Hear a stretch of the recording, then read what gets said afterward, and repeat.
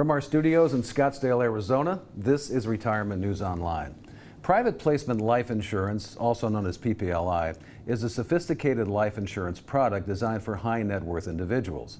It's a type of variable universal life insurance that offers death benefit protection and allows policy owners to access a wide range of investment options, including registered and non-registered investments within the policy structure. And joining me today is Andrew Johnsen. He's a financial advisor and a retirement planner in the People's Republic of Dallas, Texas. Andrew, thanks for joining us today.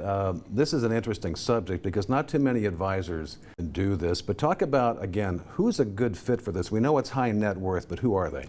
So PPLI is definitely an instrument that is designed for what I call the ultra high net worth segment. So there are some net worth requirements in this particular space, but largely speaking, this is a product that benefits people who are always seeking to reduce their tax exposure. And it's one of the only ways you can have the feel of what would be like a Roth IRA, but placing your most inefficient tax investments inside of them. And then talk about how it does manage, tax deferral and mitigates taxes. So like any other permanent life insurance product, this is a vehicle that allows you to defer taxes forever. So the tax code within a permanent life insurance policy has that great benefit in the IRS tax code that allows you to never pay taxes so long as it's in that vehicle. So what you're doing in effect is, in a traditional IUL policy or any permanent life insurance policy, there are a very limited range of investment options.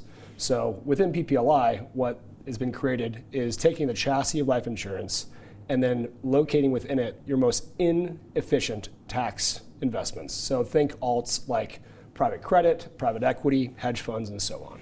What are the typical funding thresholds? Talk about costs associated with this. And again, you talked about like minimums here, so Sure. Explain that.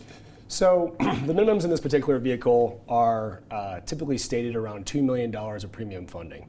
So that's traditionally done through cash, but there are ways to take other assets and place them in there. But cash is the preferred method. Unlike other insurance products though, PPLI has been stripped down to institutional pricing. So your mortality and expenses are far lower. The fees within are actually quite impressive. They're about, I'd say, 20% of a typical permanent life insurance product. And what you're getting in benefit is that when you're typically paying a tremendous amount of taxes on these investment vehicles, in this particular structure you're paying none. So the fees are far underweight compared to the benefit of the tax savings. And from a taxation and a legal perspective, let's talk about compliance. How do you deal with that?